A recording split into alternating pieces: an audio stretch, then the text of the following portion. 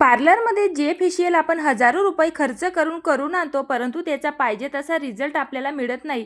उलट आपल्या चेहऱ्यावर त्या केमिकलयुक्त प्रोडक्टमुळे रिॲक्शन देखील होत असतात. तर आज आपण घरच्या घरी पार्लरपेक्षाही अतिशय सुंदर असं महागडं असं फेशियल घरच्या घरी अगदी स्वस्तात करणार आहोत. त्यासाठी आजची ही रेमेडी स्टेप बाय स्टेप नक्की फॉलो करा. तर चला आता या ठिकाणी वेळ वाया न घालवता या रेमेडीला सुरुवात करूया.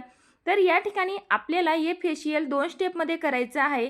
तर पहिली स्टेप या ठिकाणी आपल्याला करून घ्यायची आहे ती म्हणजे क्लिन्झिंग प्लस स्क्रबिंग. तर आता आपल्याला यामध्ये एक स्वच्छ बाउल घ्यायचा आहे. त्यामध्ये आपल्याला 2 ते 3 टेबलस्पून एवढं कच्चं दूध ॲड करायचं आहे. लक्षात ठेवा या ठिकाणी आपल्याला कच्च्या दुधाचाच वापर करायचा आहे. कच्च्या दुधामध्ये लॅक्टिक ॲसिडचं प्रमाण हे भरपूर जास्त असतं. जे की आपल्या चेहऱ्यावरील डर्ट, ऑइल, इम्प्युरिटीज सगळी बाहेर काढण्यासाठी किंवा आपला चेहरा क्लीन करण्यासाठी खूपच जास्त हेल्पफुल असतं. त्यासाठी या ठिकाणी आपल्याला कच्च्या दुधाचाच वापर करायचा आहे. तर आता यामध्ये आपल्याला नेक्स्ट इन्ग्रेडियंट ॲड करायचे ते म्हणजे राईस फ्लोअर म्हणजेच तांदळाचं पीठ. लक्षात ठेवा आपल्याला या ठिकाणी तांदळाची बारीक अशी पिठी करून घ्यायची किंवा पावडर करून घ्यायचं आहे. तर तुमच्याकडे जर का तांदळाचं पीठ नसेल तर मिक्सरमध्ये तुम्ही तांदूळ हे पूर्णतः बारीक त्याचं पावडर करून घ्या किंवा मार्केट बेसमध्ये जे राईस फ्लोअर येतात ते देखील तुम्ही या ठिकाणी यूज करू शकतात. तर साधारणतः 1 ते 1.5 टेबलस्पून एवढं आपल्याला राईस फ्लोअर लागणार आहे. आता यामध्ये नेक्स्ट इन्ग्रेडियंट आपल्याला ॲड करायचं आहे ते म्हणजे ॲलोवेरा जेल. तर ॲलोवेरा जेल घालणं यामध्ये खूपच जास्त गरजेचं असतं, कारण यामुळे आपल्या चेहऱ्याला डीप हायड्रेशन देखील मिळत असतं. त्याचबरोबर आपल्या चेहऱ्याला एक नवी चमक मिळत असते. त्यासाठी ॲलोवेरा जेलचा या ठिकाणी आवर्जून वापर करा. जर का तुमच्या त्वचेला प्लांट बेसमधलं ॲलोवेरा जेल सूट होत असेल तर ते देखील तुम्ही या ठिकाणी यूज करू शकतात. परंतु शक्यतो मार्केट बेसमधलं जे ॲलोवेरा जेल येतं तेच या ठिकाणी यूज करायचा प्रयत्न करा. तर मी या ठिकाणी बोरोप्लसचं जे ऑर्गॅनिक असं ॲलोवेरा जेल येतं त्याचा वापर केलेला आहे. तर साधारणतः आपल्याला 1/2 टेबलस्पून एवढं ॲलोवेरा जेल यामध्ये ॲड करायचं आहे. तर चला आता या ठिकाणी आपलं क्लिन्झिंग प्लस स्क्रबिंग तयार झालेलं आहे. तर आता हे चेहऱ्यावर अप्लाय कसं करायचं ते या ठिकाणी नक्की स्टेप बाय स्टेप बघा. तर आपल्याला याआधी चेहरा स्वच्छ वॉश करून घेणं खूप जास्त गरजेचं आहे, कारण आपल्या चेहऱ्यावर कुठल्याही प्रकारचं कॉस्मेटिक नको असायला. त्यानंतरच आपण कुठलीही होम रेमेडी चेहऱ्यावर अप्लाय करायला हवी.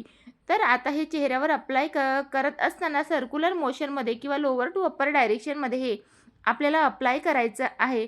तर तांदळाच्या पिठामध्ये बारीक असे स्मॉल पार्टिकल्स असतात जे की आपल्या त्वचेला नॅचरल एक्सफोलिएट करायचं काम करतात. तसेच तांदळाच्या पिठामध्ये नॅचरल व्हाईटनिंग तसे ब्राईटनिंग प्रॉपर्टीची भरपूर जास्त प्रमाणात असते. त्याचबरोबर कोरियन ग्लास स्किनसारखी स्किन आपल्या त्वचेला तांदळाच्या किंवा राईस फ्लोअरमुळे मिळत असते. त्यामुळे तांदळाच्या पिठाचा आपल्याला आवर्जून वापर करायचा आहे. तर आता हलक्या हाताने पूर्ण चेहऱ्याला सर्क्युलर मोशनमध्ये आपल्याला मसाज द्यायची आहे, जेणेकरून आपल्या चेहऱ्यावरची जेवढी देखील डेड स्किन असेल किंवा डर्ट, ऑइल, इम्प्युरिटीज असेल ती सगळी रिमूव्ह व्हायला या प्रोसेसमुळे मदत होईल.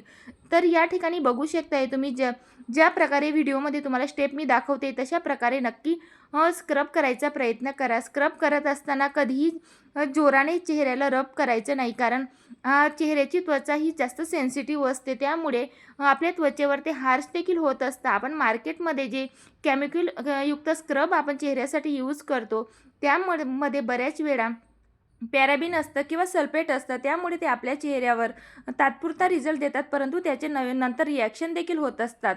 तर चला आता या ठिकाणी 3 ते 4 मिनिटासाठी चेहऱ्याला स्क्रबिंग झाल्यानंतर किंवा क्लिन्झिंग झाल्यानंतर थंड पाण्याने चेहरा वॉश करून घ्या. तर या ठिकाणी रिझल्ट तुम्ही बघू शकतात की चेहऱ्यावरची सगळी घाण निघालेली आहे आणि चेहऱ्याला चकाकी देखील तेवढीच आलेली आहे. तर आता पहिली स्टेप आपली या ठिकाणी कंप्लीट झाल्यानंतर सेकंड स्टेप आपल्याला करायची आहे ते म्हणजे चेहऱ्याला लावण्यासाठी एक फेस मास्क आपल्याला तयार करायचा आहे. तर आता आपल्याला या ठिकाणी एक स्वच्छ बाउल घ्यायचा आहे. त्यामध्ये साधारणतः 1 ते 2 टेबलस्पून एवढं राईस फ्लोअर घ्यायचं आहे. राईस फ्लोअरमध्ये व्हिटॅमिन बीचं प्रमाण हे भरपूर जास्त असतं, जे की आपल्या स्किनला आतून ग्लो करायचं काम ते करत असतं. त्यासाठी राईस फ्लोअर आपल्याला या ठिकाणी आवर्जून वापरायचं आहे. आता नेक्स्ट म्हणजे आपल्याला यामध्ये ॲड करायचं आहे ते म्हणजे 1/2 टेबलस्पून एवढं बेसन पीठ. तर बेसन पीठ मध्ये क्लिन्झर प्रॉपर्टी जी भरपूर जास्त प्रमाणात असते, जे की नॅचरल आपल्या त्वचेला क्लीन करत असते. त्याचबरोबर आपल्या चेहऱ्याला नॅचरल ग्लो देखील बेसन पिठामुळे येतो. तर आता यामध्ये नेक्स्ट इन्ग्रेडियंट आपल्याला घालायचं आहे ते म्हणजे कस्तुरी हळद. तर कस्तुरी हळद घालणं यामध्ये खूप जास्त गरजेचं आहे, कारण कस्तुरी हळदमध्ये अँटीऑक्सिडंट तसेच अँटीबॅक्टेरियल प्रॉपर्टी जी भरपूर जास्त प्रमाणात असते आणि कस्तुरी हळद ही खास आपल्या त्वचेसाठी यूज केली जाते. शक्यतो या ठिकाणी किचनची हळद अवॉइड करा, कारण त्यामुळे बऱ्याच वेळा रिॲक्शन देखील होत असतं. तर त्यामुळे कस्तुरी हळदीचाच आपल्याला या ठिकाणी वापर करायचा आहे. तर साधारणतः पाव चमचा एवढी कस्तुरी हळद मी या ठिकाणी यूज केलेली आहे. तर आता यामध्ये नेक्स्ट इन्ग्रेडियंट आपल्याला ॲड करायचं आहे ते म्हणजे कच्चं दूध. जर का तुमच्याकडे कच्चं दूध नसेल, तर का उकळलेलं दूध तुमच्याकडे असेल, तर ते पूर्णतः फ्रीजमध्ये थंड केलेलं दूध तुम्ही या ठिकाणी घेऊ शकतात.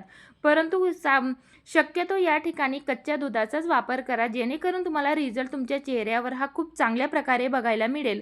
तर आता दूध ॲड केल्यानंतर व्यवस्थित असा हा फेस पॅक आपल्याला मिक्स करून घ्यायचा आहे. तर कन्सिस्टन्सी आपल्याला जास्त घट्टही नाही ठेवायची किंवा जास्त लिक्विडही ठेवायची नाही आहे. तर आता यामध्ये आपल्याला घालायचं आहे ते म्हणजे मध. तर मध घालणं यामध्ये तेवढंच जास्त महत्त्वाचं असतं, कारण यामुळे आपल्या चेहऱ्याला एक नॅचरल नॅरिशमेंट मिळत असते. तर सगळ्या स्किनला ऑल स्किन टाईप असं हे फेशियल आहे. सगळ्यांच्या त्वचेला सूट होईल असं आहे.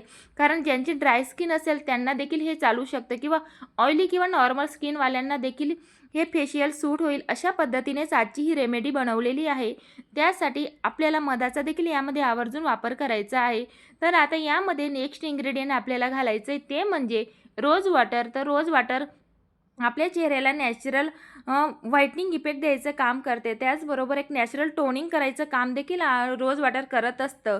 तर आता या ठिकाणी साधारणतः 3 ते 4 थेंब एवढं रोज वॉटर आपल्याला ॲड करायचं आहे आणि त्यानंतर व्यवस्थित असा हा फेस पॅक आपल्याला मिक्स करून घ्यायचा आहे, जेणेकरून त्याच्यातले सगळे इन्ग्रेडियंट हे ॲक्टिवेट होतील. तर चला आता हा फेस पॅक आपल्याला चेहऱ्यावर अप्लाय कसा करायचा ते तेवढंच जास्त महत्त्वाचं आहे. ते यासाठी स्टेप बाय स्टेप नक्की फॉलो करा. तर आता आपल्याला लोअर टू अप्पर डायरेक्शनमध्ये हा फेस पॅक चेहऱ्यावर अप्लाय करायचा आहे. लक्षात ठेवा, कुठलीही होम रेमेडी आपण चेहऱ्यावर अप्लाय कशा पद्धतीने करतो किंवा फेस पॅक हा चेहऱ्यावर कशा पद्धतीने लावतो त्यावर देखील त्याचा रिझल्ट हा अवलंबून असतो. त्यासाठी आपल्याला लोअर टू अप्पर डायरेक्शनमध्येच हा फेस पॅक चेहऱ्याला अप्लाय करायचा असतो. आपण जर का उलट्या दिशेने चेहऱ्यावर हा फेस पॅक अप्लाय केला तर त्याचे सुरकुत्या पडायचे चान्सेस आपल्या चेहऱ्यावर खूप जास्त असतात. तर आता या ठिकाणी बघू शकताय तुम्ही मी कशा पद्धतीने चेहऱ्यावर फेस पॅक अप्लाय केलेला आहे आणि डोळ्यांच्या खालच्या भागाला तिथं फेस पॅक अप्लाय करायचं अवॉइड करा, कारण त्या ठिकाणी आपल्या चेहऱ्याची त्वचा किंवा डोळ्यांच्या अवतीभोवती जी स्किन असते ती जास्त सेन्सिटिव्ह असते. त्या ठिकाणी जर का आपण फेस पॅक अप्लाय केला तर त्या फेस पॅक जसा जसा ड्राय होतो त्यानंतर ती त्वचा ही ओढली जाते, त्यामुळे त्या ठिकाणी देखील सुरकुत्या खूप पडत असतात. त्यामुळे तेवढाच भाग अवॉइड करून आपल्याला पूर्ण फेसला फेस पॅक हा अप्लाय करायचा आहे. तर फेस पॅकची 1 लेयर अप्लाय केल्यानंतर सेकंड लेयर आपल्याला थिक अशी अप्लाय करायची आहे. तर या ठिकाणी बघू शकताय की पूर्ण जाडसर असा आपल्याला हा लेप चेहऱ्याला अप्लाय करायचा आहे. तर आता यानंतर आपल्याला 10 ते 15 मिनिटासाठी हा असा ड्राय व्हायला सोडून द्यायचा आहे आणि त्यानंतर थंड पाण्याने किंवा कोमट पाण्याने चेहरा वॉश करून घ्या. तर रिझल्ट तुम्ही या ठिकाणी बघू शकतात की किती सुंदर असा ग्लो चेहऱ्यावर आलेला आहे. तर नक्की तुम्ही देखील अशा पद्धतीने आठवड्यातनं एकदा हे फेशियल करून बघा. तुमच्या चेहऱ्यावर नक्कीच तुम्हाला खूप अमेझिंग असा ग्लो बघायला मिळेल. तर चला आता फेशियल झाल्यानंतर चेहऱ्यावर मॉइश्चरायझर लावायचं कधीच विसरायचं नाही आहे, कारण यामुळे फेशियलमुळे जो ग्लो आलेला असतो तो लॉक करायचं काम मॉइश्चरायझर करत असतं. त्याचबरोबर जर का त्वचा ही ड्राय झालेली असेल तर त्या मॉइश्चरायझरमुळे आपल्या त्वचेला डीप हायड्रेशन मिळतं. त्याचबरोबर डीपली नॅरिशमेंट आपल्या त्वचेला मिळत असतं. तर तर आता मॉइश्चरायझर अप्लाय झाल्यानंतर चेहऱ्याला नेहमीप्रमाणे 2 ते 3 मिनिटासाठी मसाज द्या, कारण यामुळे ही स्टेप खूप गरजेची असते. यामुळे आपल्या चेहऱ्यावर ब्लड सर्क्युलेशन ही खूप चांगल्या प्रकारे होते. त्याचबरोबर आपल्या चेहऱ्यावर एक नॅचरल ग्लो येत असतो आणि वाढत्या वयानुसार देखील आपल्या त्वचेवर जे सुरकुत्यांचे प्रमाण वाढत जातं ते देखील कमी व्हायचं काम किंवा पोर्स जे ओपन असतात ते देखील मिनिमाइज व्हायचं काम या प्रोसेसमुळे होत असतं. तसेच ॲक्युप्रेशर पॉईंट प्रेस करायला देखील आपण कधीच विसरायचं नाही. तर यामुळे आपल्या चेहऱ्यावर अतिशय सुंदर असा ग्लो तर येतोच, त्याचबरोबर आपली चेहऱ्याची त्वचा ही टाईट व्हायला मदत होत असते. तर चला आजची ही रेमेडी तुम्हाला कशी वाटली मला नक्की कमेंट करून सांगा आणि व्हिडिओ जर का आवडला असेल तर व्हिडिओला लाईक करायला विसरू नका आणि चॅनलवर नवीन असणार तर चॅनलला सबस्क्राईब देखील नक्की करा. आणि हा व्हिडिओ तुम्ही कुठल्या गावातनं किंवा शहरातनं बघताय ते देखील मला नक्की सांगा. चला तर मग भेटूया नवीन असेच रेमेडीसोबत. बाय.